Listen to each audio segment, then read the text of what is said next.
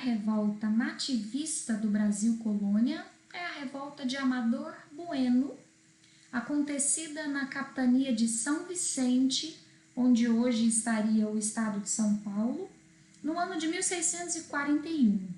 Vamos aos detalhes. Quem está brigando com quem? Pelo nome da revolta, né, uma coisa meio óbvia, Amador Bueno é o líder. O Amador Bueno é um fazendeiro e também bandeirante, e ele tem apoio de outros bandeirantes.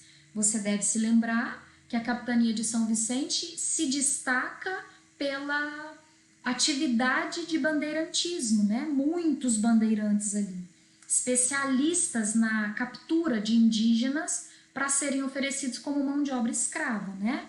A vida de um bandeirante era basicamente isso. O dinheiro dele, a sobrevivência dele vem disso, de capturar um escravo, um indígena fujão, pegar mais escravos ou buscar ouro, né? Depois ele vai começar a buscar ouro também, mas a princípio captura de indígenas. Então, Amador Bueno é um fazendeiro e também um bandeirante, e ele, mas os seus amigos estão num conflito com a Igreja Católica e a coroa portuguesa. Vamos explicar melhor esse conflito. Já vou começar te lembrando que a Igreja Católica não gostava da escravidão indígena. A Igreja sempre se posicionou contra a escravidão de indígenas. Por quê? Porque os jesuítas vinham para o Brasil com a missão de catequizar. Então a Igreja quer o indígena livre para poder ser catequizado, para ter as aulas lá de catecismo e ouvir a Bíblia, enfim. Já o fazendeiro, né, o colono, o Amador Bueno, os bandeirantes, eles querem ganhar dinheiro com o indígena, tanto na captura, né, quanto no trabalho dele mesmo. O Amador Bueno, como um fazendeiro, certamente, com certeza, ele tem um escravo indígena.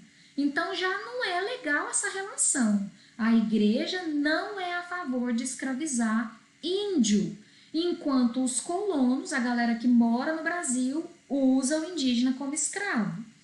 Aí, em 1639, uma bula papal, o que é uma bula papal? Um documento assinado pelo Papa, olha o peso desse documento, e esse documento libertava escravos indígenas e excomungava os que insistissem na prática. Primeiro ponto, libertação dos escravos indígenas. A igreja tem poder de fazer isso? Não, mas ela influencia.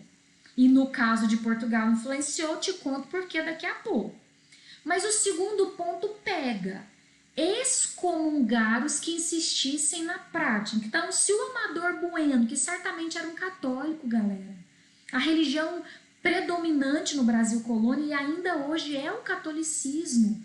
Então, um católico pode lá não ser dos mais praticantes, mas ele se considera católico, ele acredita, né, em Deus, na religião, enfim. De repente ele vai ser excomungado. Ser excomungado é tirado da comunhão, é ser expulso. Ele não pode nem entrar dentro de uma igreja, veja isso.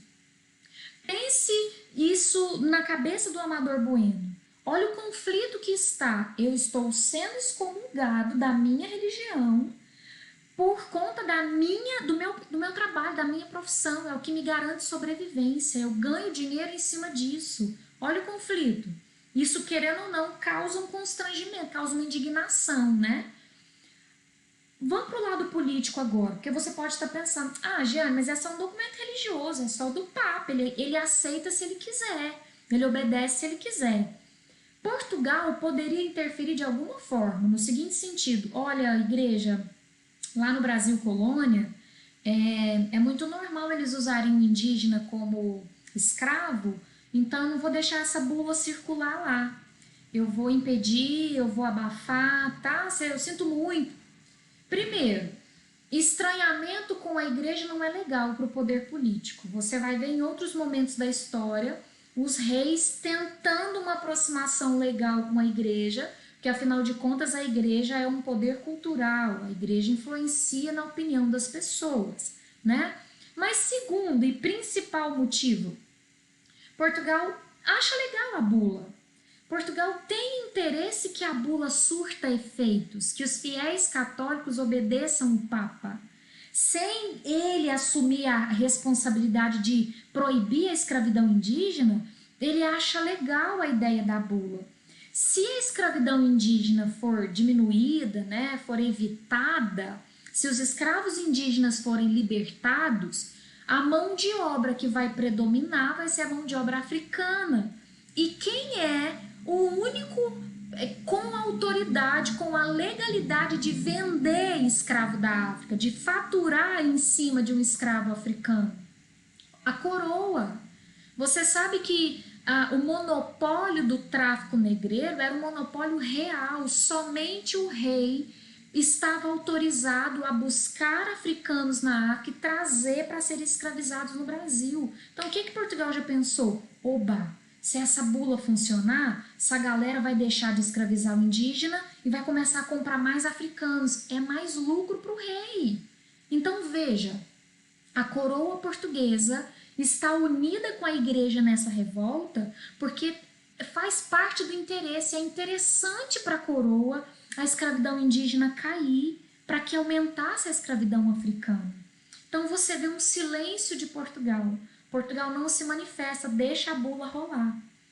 E então os bandeirantes que precisam da escravidão indígena, que vivem, né, dessa prática de comprar escravo, de vender escravo, de capturar escravo indígena, sentindo-se prejudicados, se revoltam e por conta própria expulsam os jesuítas.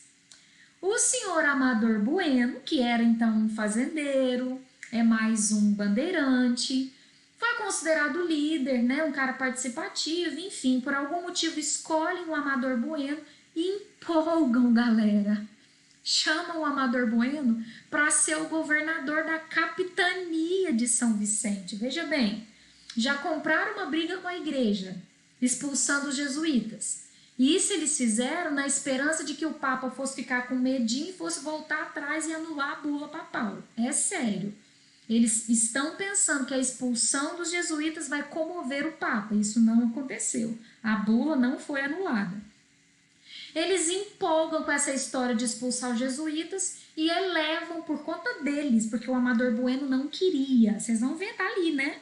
O Amador Bueno é elevado a governador da capitania. Só que o Amador Bueno sacou que aí a coisa já virava política. Falou, opa, peraí.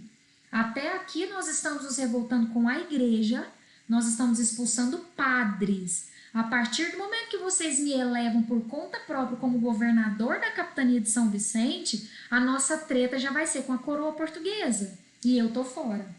Então o Amador Bueno acaba traindo o movimento, né? Ele não aceita ser o governador, ele diz que nem queria isso, não pensou nisso, trai o movimento, jura fidelidade à coroa, é isso mesmo, a bula vai continuar, os jesuítas vão ficar um tempo longe da capitania de São Vicente, que Portugal vai demorar para interferir, né? Para não causar mais atrito, mas o movimento perde força, daqui a pouco tem jesuíta voltando, tá? A bula também continua, ela não vai ser anulada, e essa tensão entre igreja e colono vai continuar por mais algum tempo.